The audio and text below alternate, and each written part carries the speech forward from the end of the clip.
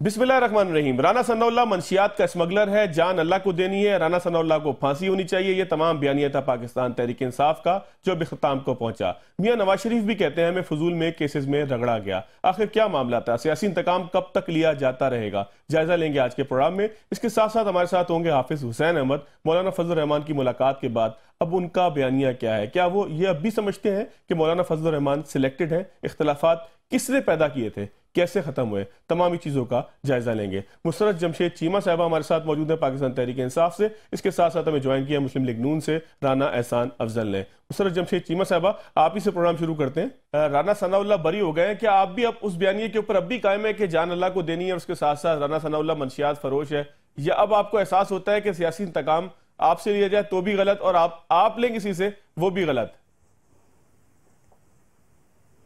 बिस्मिल्लाहिर्रहमानिर्रहीम, बहुत शुक्रिया। देखें, ये केस हो या ना हो, जान तो सब ने वाकई अल्लाह को ही देनी है, तो ये बात तो ठीक है। दूसरी जो सबसे इम्पोर्टेंट चीज़ है, देखें इस मुल्क के अंदर जिस तरह से वैसे जो चलो ये तो एक केस, इसके ऊपर बहस इस तरह से नहीं करते। मेरा ये ख्याल है कि अगर राना साहब को लगता है कि उनके ऊपर ये केस डाला गया था तो उसके पीछे who is the main culprit, और उनको चाहिए कि वो बेसिकली तो ये किसी ने मुकदमा बनाया, किसी ने वो माशाल्लाह से इनसे बरामद की, मंशियात की या नहीं की वो तो ये जानते हैं, या वो तो कोई कार्रवाई करे ना, हमें तो ब्लेम ना ठहराएं, हमें ब्लेम ना दें। हम तो विक्टिमाइजेशन के शदीद खिलाफ खड़े हुए थे ना, आप लोग उसको मजीद हवा देते थे। अगर किसी ने गलत काम भी किया तो उसको सारों सपोर्ट करने में आप लोग भी थे ना। सुने ना, मेरी अर्ज सुने। मेरा ये मौकफ ये है, और मैं ईमानदारी से अपना ये जाती मौकफ दे रही हूँ कि मेरे पास एक डिपार्टमेंट है। अगर मैं किसी डिपार्टमेंट की मिनिस्टर हूँ और वहाँ पे कोई सेक्रेटरी, कोई ब्यूरोक्रेट मेरे अंडर, अगर पुलिस है तो उसमें कोई आईजी, कोई डीआईजी, कोई एसपी, कोई इस तरह की कार्रवाई कर देता है, ठीक है, तो देखिए कोई तो उसका है ना जिसने सारी प्रोसेस को एग्जीक्यूट किया, तो ये फिर उनके खिलाफ जाके कार्रवाई करें। बरामद तो जाके प्राइम मिनिस्टर साहब खुद तो नहीं तशरीफ लेके गए थे कि ये देखे मैंने पकड़ ली, ना ही वहां पे मौजूद थे हमारे जिनके आप नाम अभी लगा रहे थे कि जान अल्लाह को देनी है। देखे तो जो एग्जीक्यूटिंग बॉडीज थी उनमें कहीं तो फिर झोला या वो गलत है या राना साहब गलत है, कोई एक तो है। हमें तो जो कोई आके बताएगा तस्लीम भी करना पड़ता है समटाइम्स। दूसरी बात आपकी, राना एहसान अफजल साहब, आप ही बताएं, आपकी बरादरी के हैं, आपकी पार्टी के भी हैं, वजीर दाखिला भी हैं, कार्रवाई करेंगे आप इसके खिलाफ?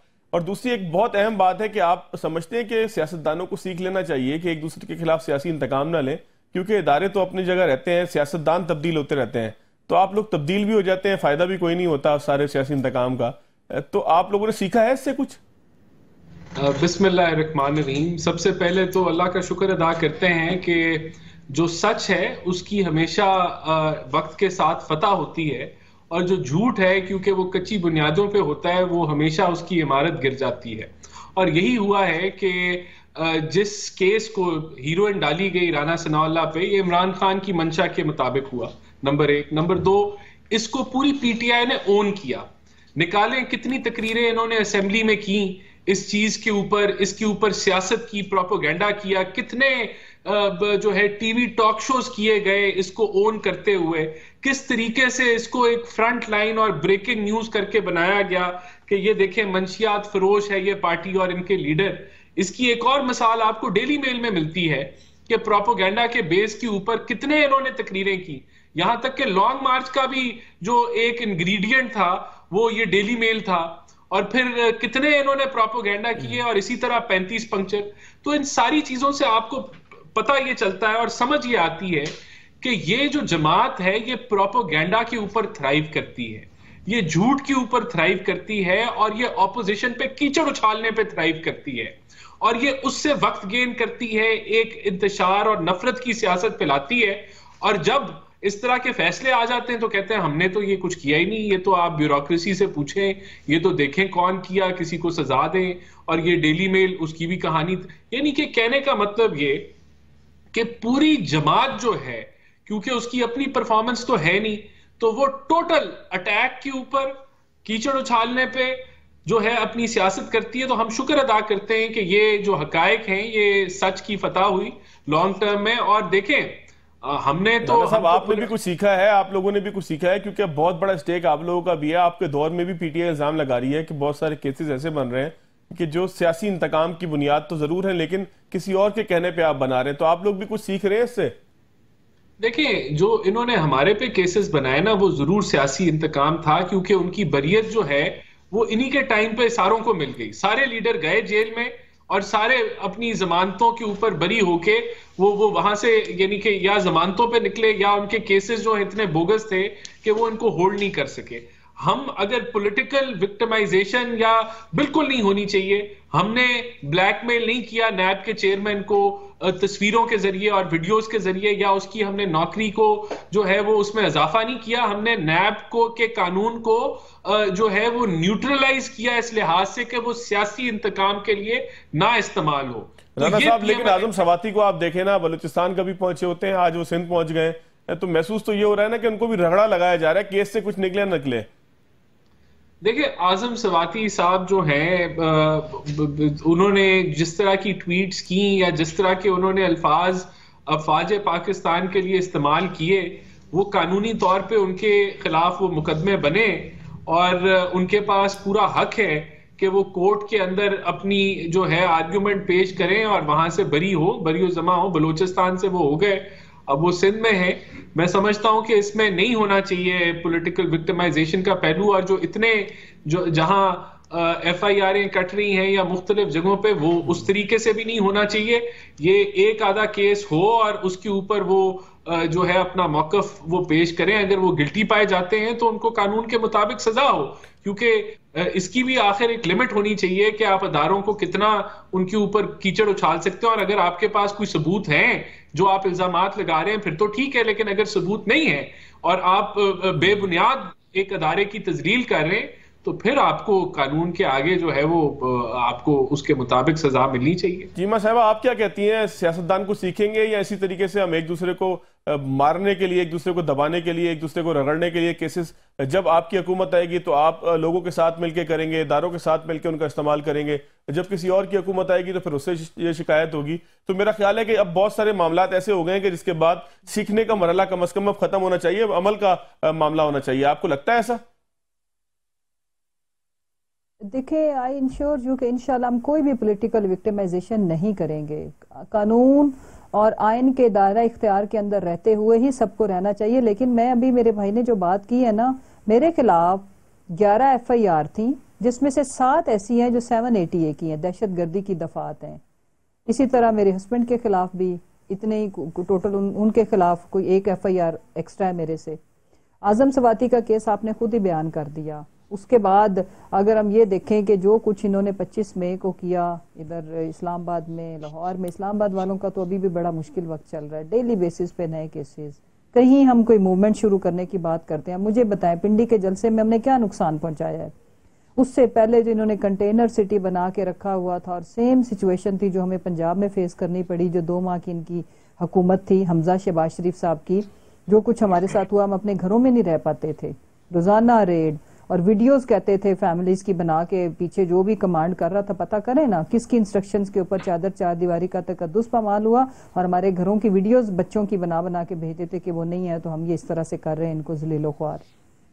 آئی بلیو میڈم آگے کی طرف چلتے ہیں، لیکن یہ دیکھیں اگر کسی کے پاس کوئی میں کہتا ہوں تھوڑا سا آگے کی طرف چلتے ہیں، یہ فرمائیے گا کہ ایویڈنس ہے تو ایویڈنس بیس چیزیں ہونی چاہیے. جی یہ فرمائیے گا کہ میاں صاحب کہتے ہیں کہ ہم فضول میں رگڑے گئے، تو آپ سمجھتے ہیں کہ ان کے ساتھ بھی وکٹمائزیشن ہوئی تھی؟ جان بوجھ کے بیٹے سے تنخواہ نہ لینے والا معاملہ جس کو وہ کہتے ہیں کہ مجھے اس بنیاد پہ نکالا گیا، وہ تمام معاملات بھی کہیں نہ کہیں جو ہے وہ کسی اور کے رسوخ کے تحت تھے، تو اس کے اوپر بھی کچھ آپ لوگوں نے رجوع کیا؟ دیکھیں، میں اس چیز کو اس لیے نہیں مانتی کہ اب ہمارے ساتھ ایکسٹریم وکٹمائزیشن ہو رہی ہے کہ خان صاحب کے اوپر جان لیوا حملہ بھی ہو چکا ہوا ہے، لیکن ہم یہاں بیٹھے ہوئے ہیں، ہمارے لیڈرز یہاں بیٹھے ہوئے ہیں، ہم مقدمات کو، فسطائیت کو، یا ہمارے خلاف جو جھوٹے کیسز ہم ان کا سامنا کر رہے ہیں. یہ تو کوئی طریقہ نہیں ہے کہ آپ کے اوپر کیسز بنے اور آپ جا کے لنڈن کیوں چلے گئے. اور ابھی ہمارے دور میں ہم تو ابھی آئے ہیں نا، اس سے پہلے بھی انہوں نے ماضی میں بھی یہی کچھ کیا تھا. NRO 1 بھی یہی تھا، NRO 2 اس کی ورسٹ فارم ہے. I believe کہ if somebody is innocent تو اس کو جو ایک تو ان کا تو یہ ہم تو پھر بھی اگر بلیم کریں اداروں کے اوپر، عدلیہ کے رول کے اوپر، پولیس کلچر کے اوپر، ان کا تو یہ بنایا ہوا ہے. اتنے ادوار میں یہ رہے، ہر دفعہ جب ان کی گورنمنٹ جاتی تھی تو پیپلز پارٹی وکٹمائز کرتی تھی بقول ان کے وہ جاتے تھے تو یہ کرتے تھے، تو انہوں نے نظام کو تو بگاڑ کے انہوں نے رکھا ہوا تھا نا. اور ایسا نظام اگر خود ہی بنایا ہے جس کے اوپر ان کو انصاف نہ، اس ہیلتھ سسٹم کے اوپر ان کا یقین ہے، چھوٹی سے چھوٹی سرجری بھی باہر ہونی ہے، پیناڈول بھی باہر جا کے لینی ہے، نہ اس کے ملک کے پولیس کلچر کو انہوں نے ٹھیک کیا، الٹا خراب کیا، بلیم پھر کس کو کرتے ہیں؟ اور جو یہ پروسیکیوشن کا سسٹم ہے، عدلیہ کا نظام ہے، ان کو تو 2/3 میجورٹی، سننے نا، ان کے پاس تو 2/3 میجورٹی بھی تھی نا. احسان بھائی آپ کے پاس تو میجورٹی بھی تھی نا. ہمیں تو جس طرح کی بیساکھیوں والی لولی لنگڑی حکومت ملی کہ ایک بندہ ادھر کرے تو ہم دھڑام سے گرتے تھے، تو ہم نے تو جو کر سکتے تھے وہ ہم نے کیا. بٹ امپورٹنٹ چیز یہ ہے کہ دیکھیں انہوں نے فیس کیوں نہیں کیا. ابھی جو سلمان شہباز، میں کل ٹرانسپیرنسی انٹرنیشنل کی رپورٹ بھی دیکھ رہی تھی اور اینٹی کرپشن کا انٹرنیشنل ڈے، اس کے اوپر جو باتیں ہو رہی تھی یہاں پہ، اور یہاں پہ پاکستان کے سب سے زیادہ جن کے اوپر جو ثابت ہو گئی تھی کرپشن، ان لوگوں کو ایک ایسی لانڈری میں ڈالا گیا ہے کہ ان کو لا کے واپس بلایا جا رہا ہے. دیکھیں، اور ہیومن رائٹس کے اوپر آج مجھے بڑی شرمندگی ہوئی جب ہمارے پرائم منسٹر کا اسٹیٹمنٹ چل رہی تھی ٹکرز پہ ٹکرز. کیا پاکستان میں آپ سے سوال کرتی ہوں، دونوں میرے بھائی دل پہ ہاتھ رکھ کے ایمانداری سے جواب دیں، یہ فکرہ چلے نہ بولے کہ جان اللہ کو دینی ہے، لیکن یہ بتائیں کہ کیا پاکستان میں بیسک رائٹس ابھی اس وقت ایکسرسائز ہو رہے ہیں؟ میڈم، یہ جو سوال آپ نے پوچھا ہے میں رانا صاحب سے بریک کے بعد پوچھتا ہوں. ایک بریک مجھے لینا ہے. آپ نے جو دل پہ ہاتھ رکھ کے رانا صاحب نے جواب دینا ہے وہ بریک کے بعد لیں گے. چلتے ہیں بریک کی طرف. بریک کے بعد خوش آمدید. رانا صاحب آپ کی طرف سوال چھوڑ کر گئی تھی. میڈم کہتی ہیں دل پہ ہاتھ رکھ کے بتائیں کہ کیا پاکستان کے اندر بنیادی انسانی حقوق کی خلاف ورزی نہیں ہو رہی؟ آپ کیا کہیں گے؟ دیکھیں، پنجاب میں ان کی حکومت ہے، پولیس ان کی ہے، درمیان میں 1-1.5 ماہ کی ہماری حکومت آئی تھی، باقی تو یہ پچھلے 2018 سے پنجاب میں ان کی حکومت ہے. ٹرانسپیرنسی انٹرنیشنل کی بات کی تو ٹرانسپیرنسی انٹرنیشنل کی جو آج کی رپورٹ ہے وہ پچھلے سال کو کور کرتی ہے. تو پچھلے سال ان کی پاکستان میں بھی ان کی حکومت تھی اور کے پی کے پنجاب میں بھی ان کی حکومت تھی.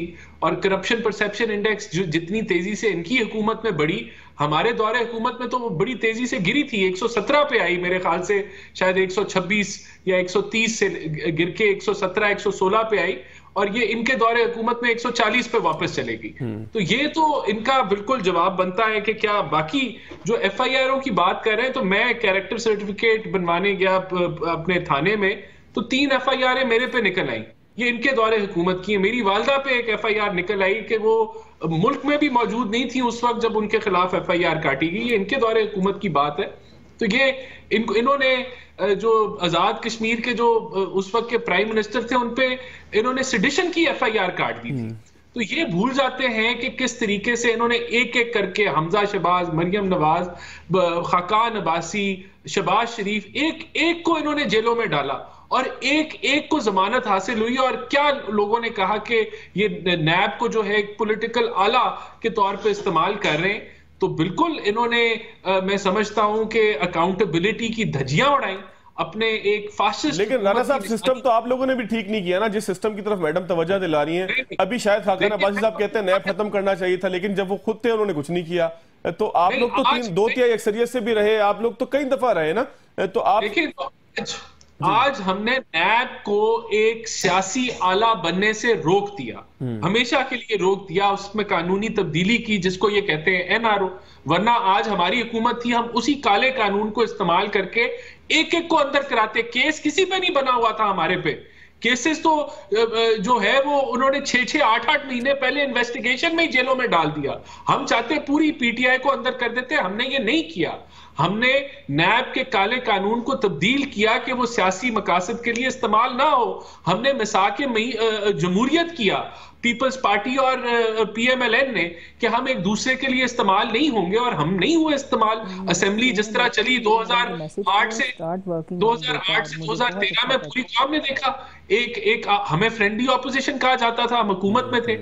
یہ تھا کہ ہم جا کے دستک نہیں دیتے تھے کہ آپ جو ہے، اور یا ہم قانون کو جو ہے وہ رگڑا نکالنے کے لیے استعمال نہیں کرتے تھے. تو وہ دور دیکھا. یہ تو بدقسمتی تھی. میڈم یہ دیکھیے گا، یہ رانا صاحب کتنے اچھے معاملات بتا رہے ہیں کہ کس طریقے سے وہ اداروں کو ٹھیک کرنے کی طرف جاتے رہے. اب آپ سمجھتی ہیں کہ میاں نواز شریف کہتے ہیں ہم فضول میں مارے گئے تھے، اور اب وہ واپس بھی آنے کا ان کا ایک اعلان رانا ثناء اللہ نے کہا کہ جی واپسی کی تیاریاں شروع ہو گئی ہیں، سلمان شہباز واپس آ رہے ہیں. تو کیسز ختم ہونے کا موسم ہے، لیول پلینگ فیلڈ مل رہی ہے، تو آپ کو ویلکم کرنا چاہیے نا کہ اب سب کا مقابلہ ہوگا تاکہ کسی کے اوپر کوئی انگلیاں نہیں اٹھائے گا. تو ویلکم کریں گے آپ میاں صاحب کو؟ دیکھیں جی، یہ بیسکلی تو جس طرح سے یہ اپنے کارکنان کو پارٹی کے، میرا خیال ہے بہت سارے ان کے رہنما، ان کے ticket holder, M P As, M N As کو بھی ان کی ایکچوئل کنڈیشن کا نہیں پتا تھا، بالکل اسی طرح جیسے عوام کو بھی گمراہ کیا گیا.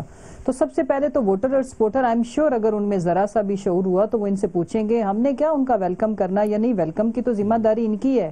اب پی ٹی آئی والے بندے بھی ان کو ہم دیں کہ اپنے لیڈر کا ویلکم کر لو.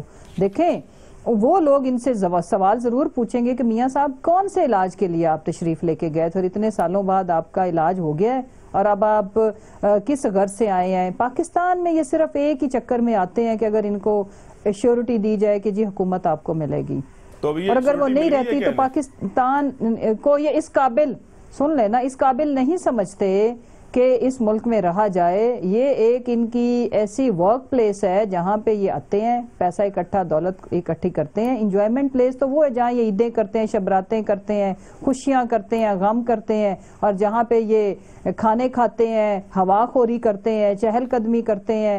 مطلب پاکستان کے، یہ بھی ریکارڈ ویسے ان کے ذمہ جاتا ہے کہ پاکستان کے پرائم منسٹر واحد دنیا میں ایسے تھے جو ہر عید لنڈن کرتے تھے، جس زمانے میں یہ ان کا ایون یہ پرائم منسٹر بھی تھے.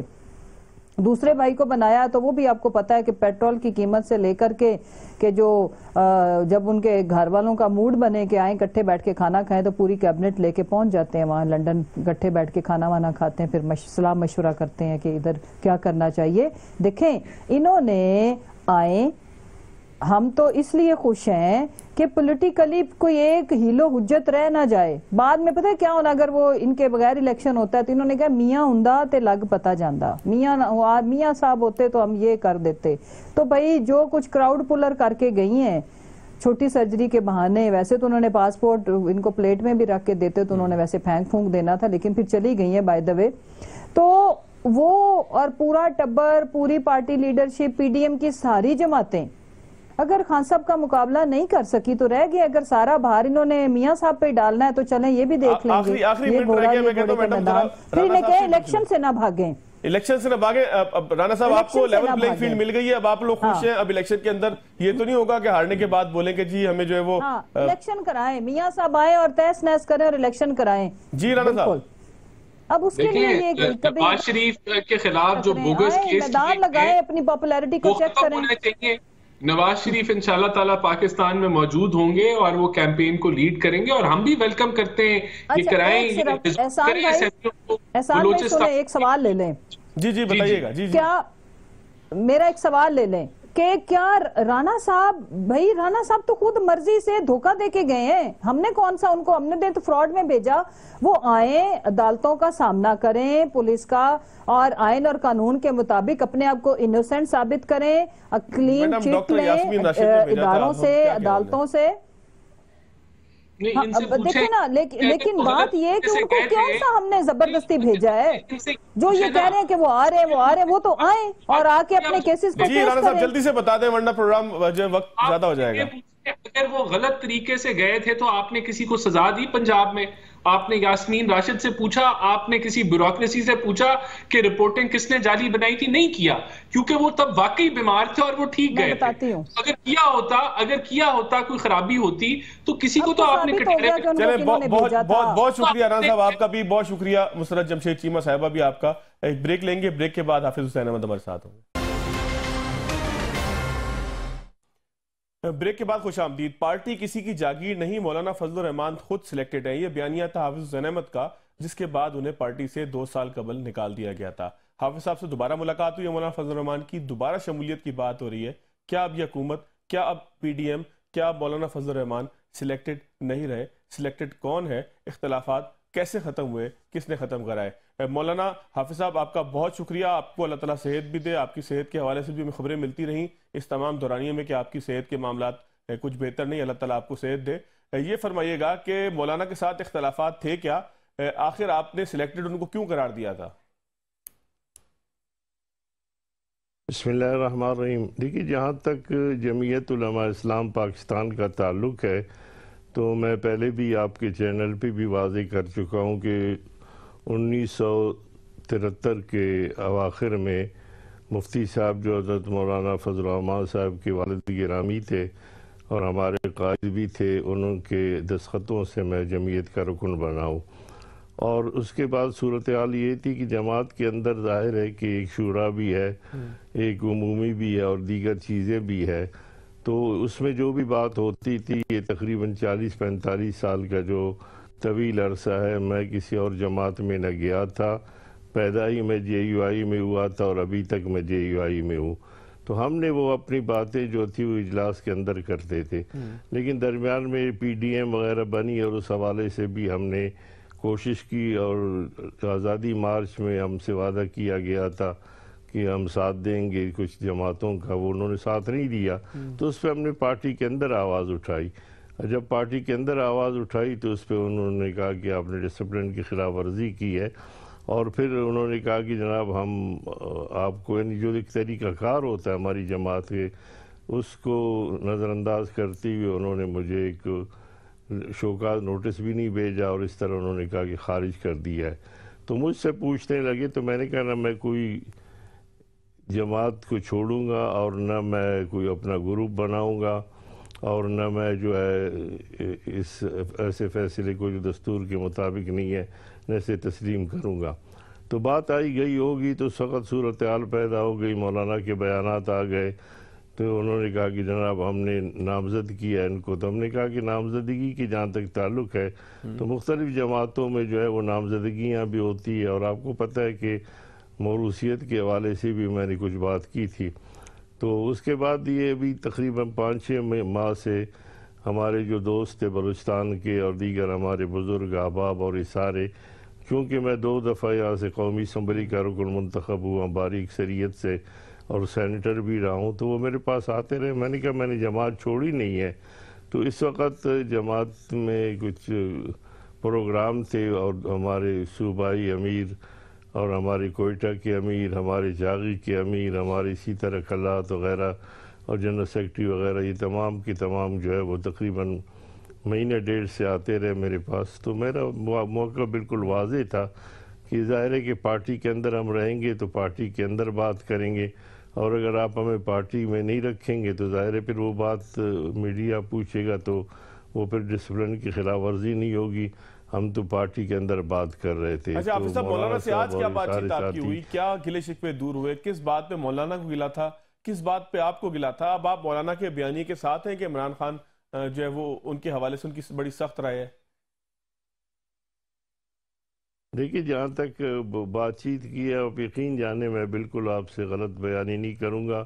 مولانا صاحب اور یہ ملے، گلے لگایا، اور انہوں نے کہا یہ آپ کی جماعت ہے، ہم ساتھ تھے اور آپ ہم سے بھی پہلے ہیں۔ ہم نے کہا بھئی ہم کام کر رہے تھے، کام کریں گے، اس کے علاوہ کوئی بات نہیں ہوئی ہے۔ انہوں نے کہا جی جب اجلاس ہوگا تو میں اور آپ بیٹھ کر بات کریں گے، باقی کسی بھی ایجنڈے پہ بات نہیں ہوئی اس وقت۔ اچھا، سیاسی مولانا کا بیانیہ جو ہے اب آپ اس کے ساتھ ہیں، یا آپ جب جماعت سے باہر بھی تھے یا آپ کو جبرن نکال دیا گیا تھا، اس کے بعد بھی آپ مولانا کے کم از کم سیاسی نظریے سے متفق تھے یا نہیں تھے؟ اس تمام عرصے میں آپ کی کیا پوزیشن تھی؟ دیکھیے میں تو ظاہر ہے کہ جمعیت کے اندر تھا، میں متفق تھا، اور جو معاملات تھے اس کے متعلق آپ حضرات پوچھتے تھے، جو میری سمجھ کے مطابق میں سمجھتا تھا کہ جماعت کی پالیسی ہے، میں اس کو سپورٹ بھی کرتا تھا۔ اور بہت سے ایسے مقامات ایسے ہیں جہاں پر مولانا فضل الرحمان صاحب کے حوالے سے بات ہوئی ہے تو میں نے اس کا دفاع کیا ہے، اور میں یقیناً میڈیا کے حوالے سے یہ چاہتا ہوں کہ ہمارے جو اختلافات ہیں وہ نظریات کے حوالے سے ہوں، سیاسی اختلافات ہوں، ذاتی اختلافات کا میں جو قائل بھی نہیں ہوں، اور باوجود اس کے کہ اکثر برنگے فتح کرتے ہیں لوگ تاکہ ایک دوسرے کے خلاف غلط زبان استعمال کریں، میں اپنی پارٹی کے اندر بھی اور دوسروں کو بھی یہی بات کہتا رہتا ہوں کہ اختلاف کو آپ سیاسی اختلاف کی حد تک رکھیں۔ اچھا، کچھ لوگ تھے مولانا ایسے بیچ میں کہ جنہوں نے آپ کے اور مولانا فضل الرحمان کے درمیان اختلافات کو ہوا دی تھی؟ کیونکہ کچھ نام ہمیں سننے میں ملے ہیں، میں اس لیے کوٹ نہیں کرتا کہ میرے پاس تصدیق اس چیز کی کوئی نہیں ہے، لیکن یہ سننے میں آیا کہ کچھ لوگ ایسے تھے جنہوں نے آپ کے اور مولانا فضل الرحمان کے درمیان دوریاں پیدا کی تھی، اختلافات کو ہوا دی تھی۔ کچھ تھے ایسے معاملات؟ دیکھیے اگر میں کہ اور آپ کو نزدیک بیٹھے ہوں گے تو تب میں آپ کے نزدیک یا آپ میرے نزدیک آ سکتے ہیں کہ جب ان میں سے ایک دور ہو جائے کسی سے. تو یہ تو ہمارے سیاست کا المیہ بھی ہے کہ جتنی بھی لوگ قریب ہوتے ہیں. اب ہم اور مولانا صاحب پارلیمنٹ کے اندر رہے ہیں، باہر رہے ہیں، جیلوں میں اکٹھے گئے ہیں، سب کچھ ہوا ہے. تو ظاہر ہے کہ کچھ لوگ ایسے تھے جو بعد میں آئے ہیں، تو ان کی کوشش تھی اور ہم نے اس کو محسوس بھی کیا. اور میں سمجھتا ہوں کہ جو دوست ہم سے ملنے آئے تھے انہوں نے بھی محسوس کیا، ہماری یہاں کی صوبائی قیادت نے بھی ان چیزوں کو محسوس کیا، کیونکہ اس قسم کی چیزیں چھپتی نہیں ہیں. اور مولانا نے بھی اس کو محسوس کیا. اس لیے جی اعظم سواتی صاحب کا کوئی کردار تھا؟ نہیں، اعظم سواتی کہ میں کسی کے کردار کی بات نہیں کر رہا ہوں. ظاہر ہے کہ جماعت میں جو اعظم سواتی ایک دور میں آئے تھے ہمارے ساتھ اور سینیٹر کی سیٹ کے لیے، تو اس وقت بھی ظاہر ہے کہ ہم نے تو پارٹی کی بات کی ہے اور ہم سمجھتے ہیں کہ پارٹی کے وہی مخلص لوگ جو شروع میں اور نامساعد حالات میں اور جو تکالیف میں ساتھ ہیں، پہلے ان کو ہی اس میں اہمیت دی جائے. اب اللہ جانے کہ میں کسی کا نام نہیں لینا چاہتا ہوں، لیکن ایسے شواہد سب کو معلوم ہوئے، موصول ہو گئے ہیں، جس میں مولانا صاحب کو کچھ اور بتایا جاتا تھا، مجھے ان کے حوالے سے کچھ اور بتایا جاتا تھا. تو جو 3-4 باتیں درمیان میں جو 2-3 ماہ سے لوگ آئے تھے، جب انہوں نے باتیں بتائے تو ہم دنگ رہ گئے کہ جناب ہمیں کیا بتایا جاتا تھا اور ان کو کیا انفارمیشن دی جاتی تھی. اور میں سمجھتا ہوں کہ مولانا صاحب اور دیگر ساتھیوں کو بھی اس بات کا احساس ہو گیا کہ اصل میں دال میں کچھ کالا ہے اور اس میں جو صورتحال ہے، اس لیے وہ میرے پاس بھی آئے. اور ہمارے ایک روایات ہے، کیونکہ میں تو کسی جماعت میں نہ جانے کا حامی ہوں نہ کسی کا، بلکہ میں شروع سے جمعیت میں تھا، والد صاحب بھی میرے، اور بلکہ جمعیت ہمارے اسی ادارے ہمارے گھر سے پروانی چڑھی اور یہاں پر مولانا بھی آتے رہے ہیں.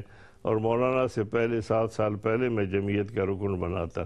تو جب ان کو بھی احساس ہو گیا اور ہمیں بھی اس بات کا احساس ہو گیا، تو جی ہاں سینئر ہے، پھر انہوں نے بڑی عزت دی ہمیں اور انہوں نے اس کو اپنے لیے وہ نہیں سمجھا، تو اس لیے ہم تو اسی پارٹی میں تھے ہیں. اچھا حافظ صاحب، بلوچستان میں اختلافات کیوں ہوتے ہیں؟ زیادہ تر اختلافات جو جے یو آئی کے اندر ہم نے دیکھے وہ بلوچستان میں ہوئے. مولانا شیرانی کا معاملہ ہو، آپ کا معاملہ ہو، اس کے علاوہ بھی بلوچستان میں آوازیں آتی رہتی ہیں. تو کیا مولانا کی توجہ نہیں ہے بلوچستان کے اوپر، یا مولانا کے ساتھ جو لوگ بلوچستان میں موجود ہیں ان کا بھی قد اتنا بڑا ہے کہ جو شخصیات کی کا تصادم ہوتا ہے آپس میں؟ دیکھیے جہاں تک بات یہ ہے کہ لڑائی وہاں ہوتی ہے جہاں پر کوئی چیز ہو.